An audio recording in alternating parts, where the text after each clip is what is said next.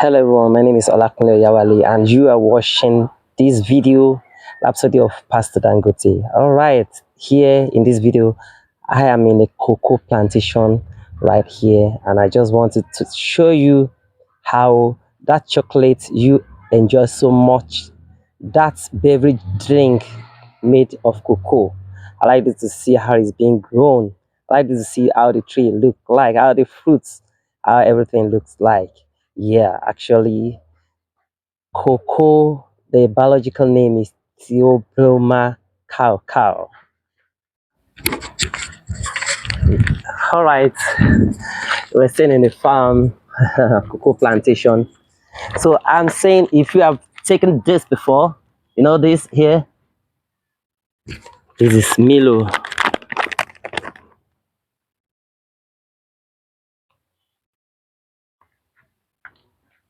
Oh,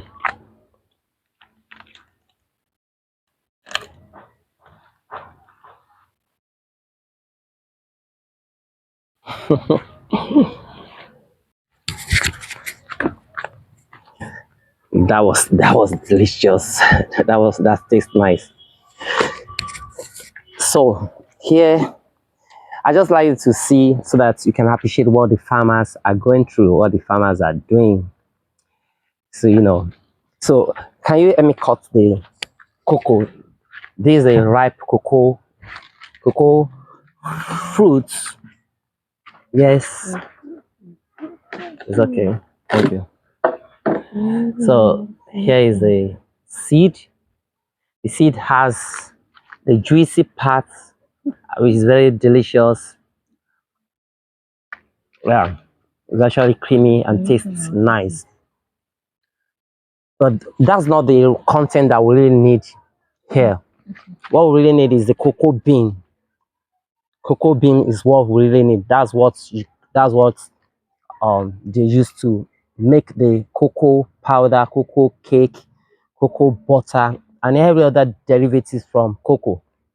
I'm still going to show you more. Meanwhile, by the way, Tilburma cow, it's native to Mexico. But you know what?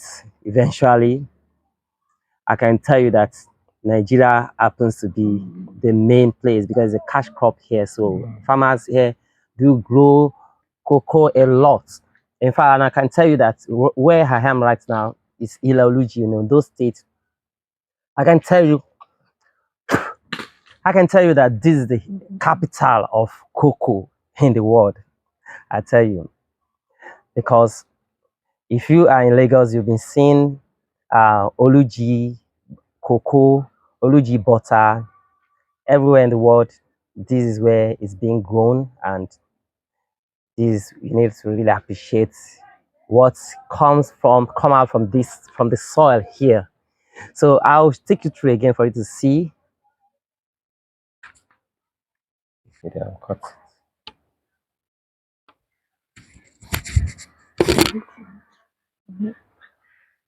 You can. Thank you, sir.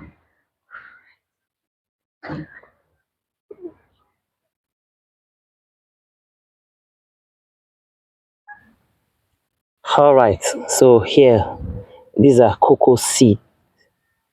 So when these seeds are planted in the nursery like this, within a week or few additional few days, you see them sprouting and they germinate this way.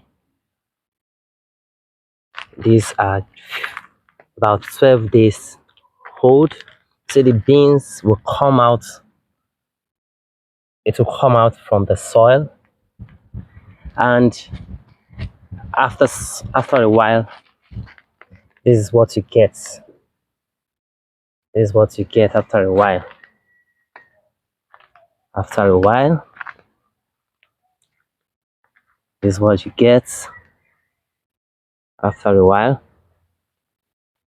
then at a stage, this right here will be transported and planted. Once they are planted, this is what you get. This one should be about a a year or so old now. This is how it is until it grows. It grows bigger and bigger and bigger and bigger, and it becomes matured. And at the stage it begins to fruits, and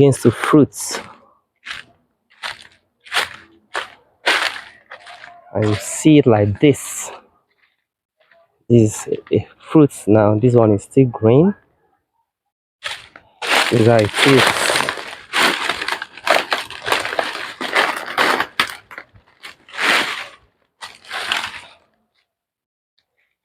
So once they become they ripen. These particular ones are pods of those that have been harvested earlier. The seed had been extracted. These are just the pods.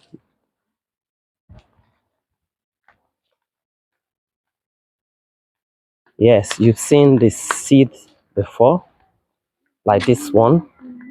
The fruits, like this one, like this one. Okay. These are cocoa beans that have been fermented and have been dried. Once they become dried, off they go to the factory, processing factory.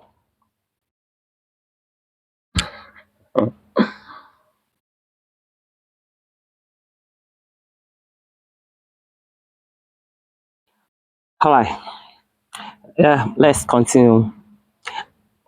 Actually, I have worked in a cocoa processing factory before, so I know a few things about the processing of cocoa. That's where you eventually get your chocolate and other derivatives.